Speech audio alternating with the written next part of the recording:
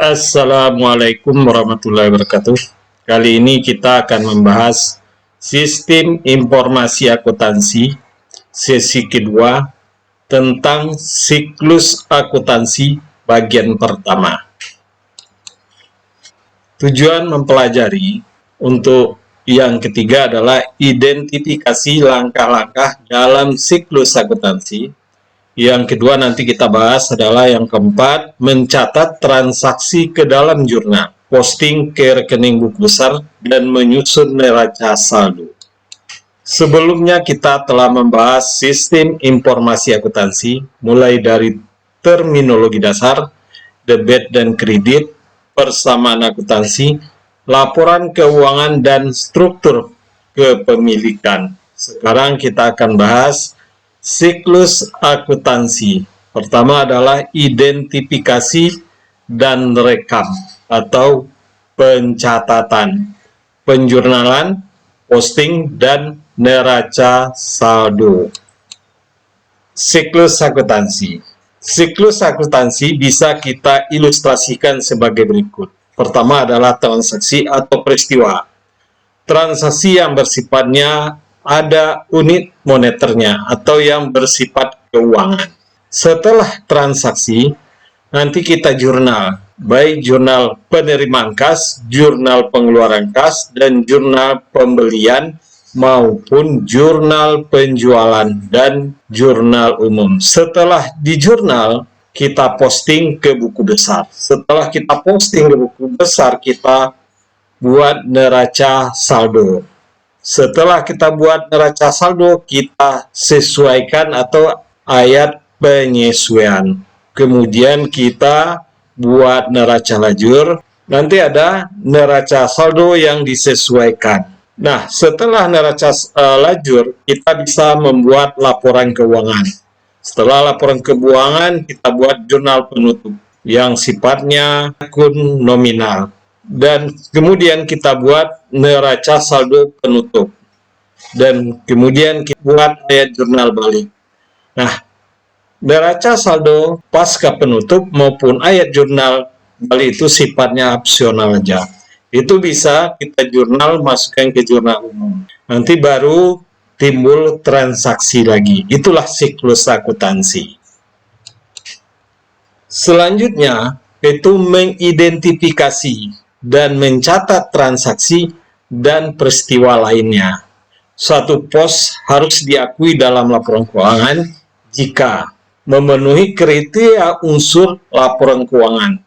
Nah, pertama itu kita identifikasi peristiwa, kemudian kita catat dan peristiwa lainnya. Nah, bila dalam laporan keuangan apabila memenuhi kriteria unsur laporan keuangan. Apabila tidak ada sesuai dengan kriteria unsur laporan keuangan, itu tidak perlu dicatat. Yang kedua, kemungkinan besar manfaat ekonomi masa depan yang terkait dan aset tersebut mengalir atau dari entitas. Berarti mempunyai nilai ekonomi, manfaat ekonomi di masa depan dan masa yang sekarang. Yang ketiga, mempunyai biaya atau nilai yang dapat diukur dengan andal. Berarti apabila dia dapat diukur dengan andal, dengan nilai moneter, dia bisa dikatakan suatu peristiwa akuntansi. Nah, selanjutnya dari chapter 3 ini adalah mencatat transaksi ke dalam jurnal, posting ke rekening buku besar, dan menyusun neraca saldo. Membuat jurnal, jurnal umum, daftar transaksi dan kronologis peristiwa lainnya dinyatakan dalam istilah debit dan kredit pada akun. Ayat jurnal dicatat dalam jurnal. Misalkan 1 September pemegang saham menginvestasikan uangnya 15.000 US dollar dalam tunai ke dalam perusahaan dengan imbalan dapat saham biasa. Maka kita jurnal di general jurnal adalah kas pada saham biasa atau modal saham. Debit kas 15.000, di kreditnya adalah 15.000 saham biasa atau share capital. Ini jurnal umumnya atau general journal. Kemudian kita posting. Posting itu adalah proses pemindahan buku ayat jurnal ke rekening besar.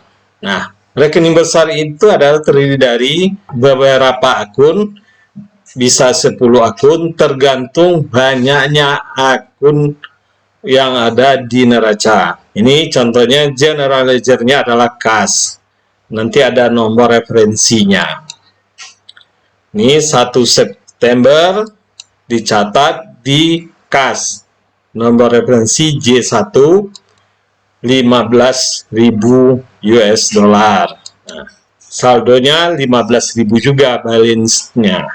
Nah, nanti dari general ledger tersebut berasal dari general journal ke general ledger. Mulai kas, saham biasa atau modal saham itu sebesar 15.000 US dollar. Di sini akan kelihatan kasnya, general ledger-nya 15 di debit, dan modal saham atau share capital ordinary kredit 15.000 US dollar. Nah, contoh posting ini atau pemindah bukuan ini kita perluas ya, teman-teman. Tujuan dari analisa transaksi itu adalah, satu adalah untuk mengidentifikasi jenis akun yang terkait dia, berguna untuk mengidentifikasi apakah ini masuk piutang, apa ini masuk kas, apakah ini masuk hutang. Yang kedua, untuk menentukan apakah diperlukan debit atau kredit. Berarti setelah kita identifikasi akunnya, setelah itu kita tentukan dia masuk debit atau kredit. Ingat bahwa setiap ayat jurnal mempengaruhi satu atau lebih pos. Berikut aset, kewajiban, ekuitas, pendapatan, dan beban. Biasanya kalau satu akun atau satu ayat bisa mengakibatkan beberapa akun, bisa mempengaruhi, merubah aset, kewajiban, ekuitas, dan pendapatan. Contoh ilustrasinya ya, 1 Oktober pemegang saham menginvestasikan uang tunainya 100.000 US dollar dalam perusahaan periklanan yang dikenal sebagai Pioneer Advertising Agency.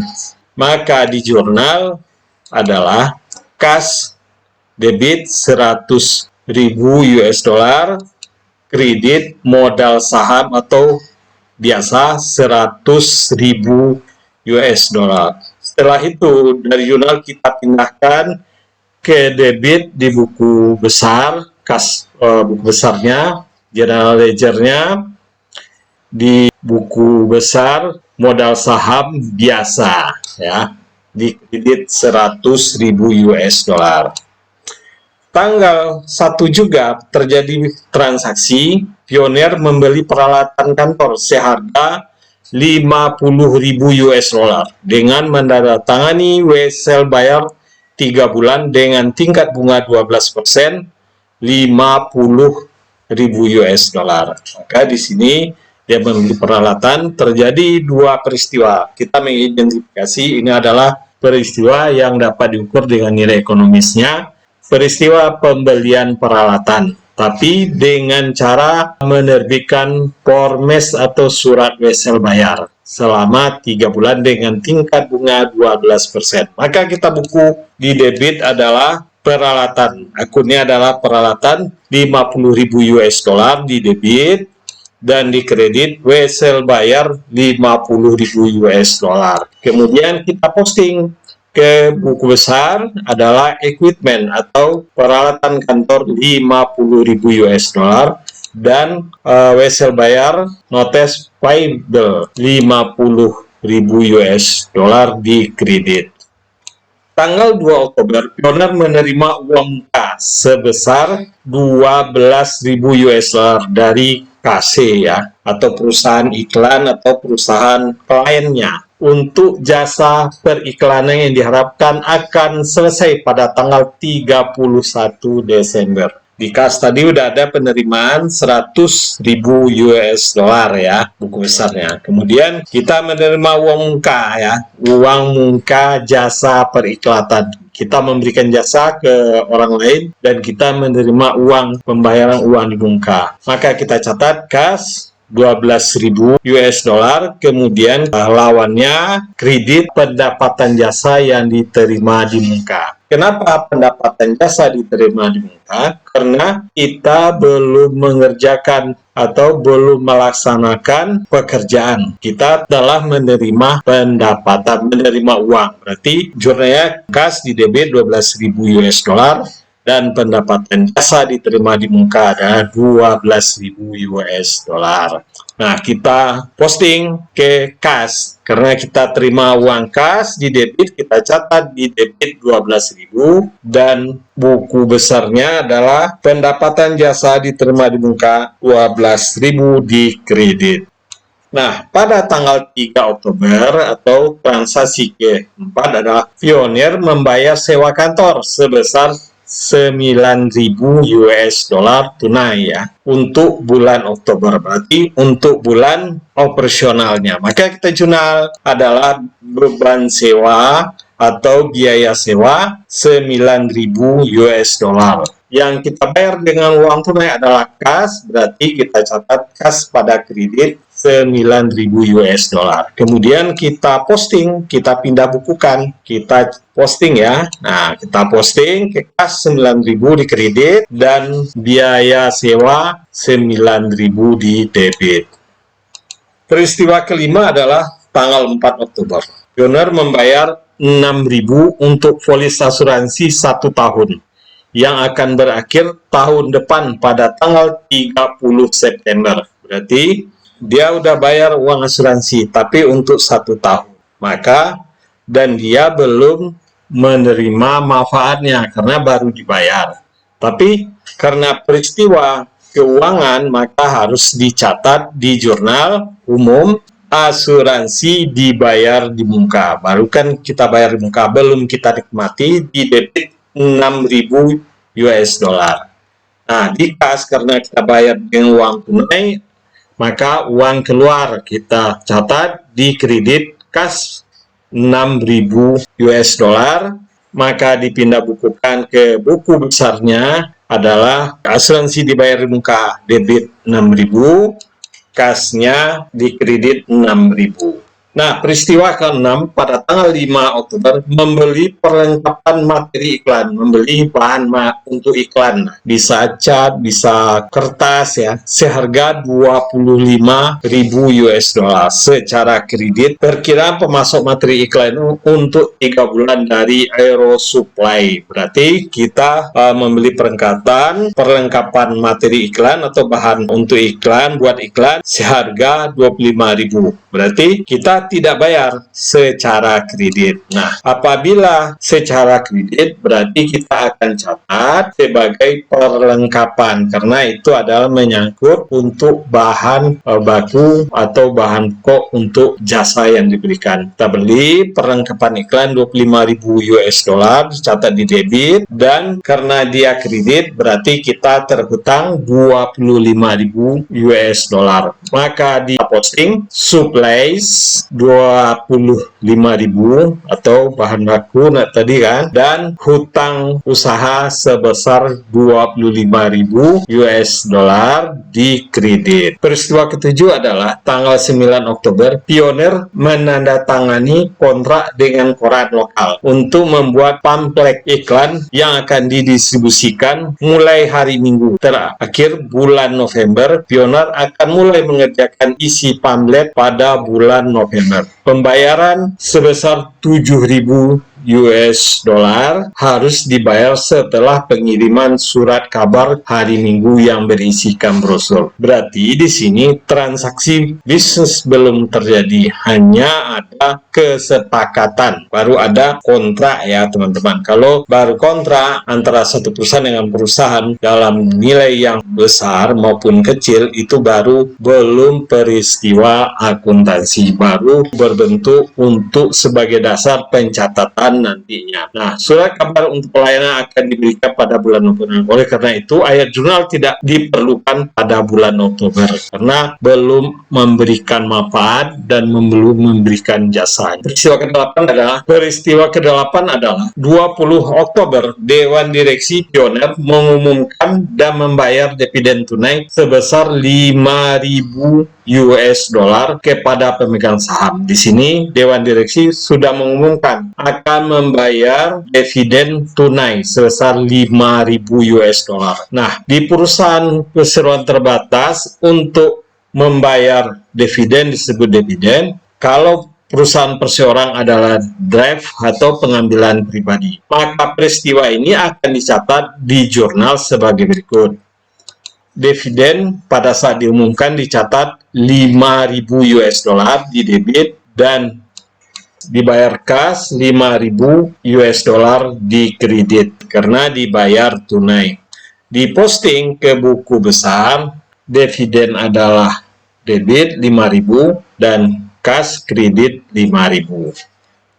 Peristiwa ke-9 adalah pada tanggal 26 Oktober. Karyawan dibayar setiap 4 minggu. Total gajinya adalah 2.000 dolar per hari. Periode pembayaran terakhir adalah hari Jumat, berarti 5 hari kerja. Kalau 5 hari kerja berarti 2.000 dikali 5 adalah 10.000. Tanggal 26 Oktober, gaji sebesar 40.000 dibayar, berarti 4 minggu, berarti sebesar 40.000 US dollar. Pada saat itu dibayar gaji. Maka di jurnal adalah beban gaji atau upah 40.000 di debit dan di kas adalah 40.000 US dollar di kredit. Maka dipindah ke buku besar adalah salaries and wage expense atau gaji dan upah sebesar 40.000 di debit dan di kredit kas adalah 40.000 US dollar. Peristiwa ke-10 adalah tanggal 31 Oktober, Pioneer menerima uang tunai sebesar 28.000 US dollar. Tagihan Copa Company 72.000 US dollar untuk pelayanan periklanan sebesar 100.000 US dollar yang disediakan pada bulan Oktober. Maka kita jurnal uang diterima tunai 28.000 US dollar cash di debit dan piutang usaha 72.000 US dollar yang belum dibayar ya. Berarti merupakan tagihan 72.000 US dollar dan di kredit pendapatan jasa adalah 100.000 US dollar. Piutang tadi di debit dan pendapatan jasa di kredit. Maka dipindahkan besar kas. Penerimaan kas yang kita terima 28.000 US dollar dan di debit adalah piutang usaha sebesar 72.000 US dollar dan di kredit adalah pendapatan jasa 100.000. Maka kas kita jumlahkan, maka saldo kas debit, jumlah saldo debit dikurang jumlah saldo kredit, dapatlah saldo kas di debit 80.000 US dollar.